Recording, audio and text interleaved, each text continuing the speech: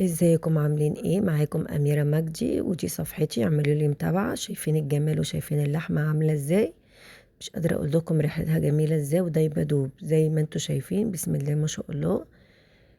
فيها جميع الخضار، حتى لو ولادك ما بياكلوش الخضار بالطريقة ديت، ولادك هياكلوا كل الخضار. اي خضار عندك حطيه، كوساية، بطاطساية، بصلاية، اي حاجة جميلة. ولا ريحتها مش قادرة اقولك ريحتها عاملة ازاي. اول حاجه معايا بصلايه، معايا جزرايه، معايا بطاطسايه، معايا فلفل الوان. نزلت بالملح والفلفل الاسود عليها، وهنقلب كل دوت. وهنزل ببصلايه جوليان، اي شكل تفضليه حطيه.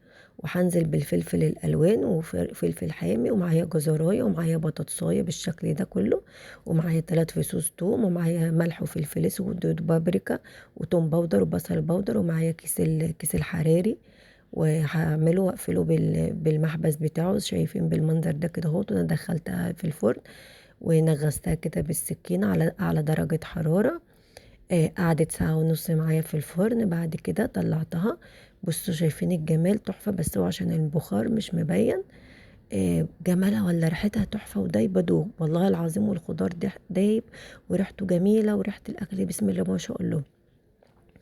وبكده ما تنسوش تدعموني على صفحة أميرة مجدي. والسلام عليكم ورحمة الله وبركاته. بحبكم في الله.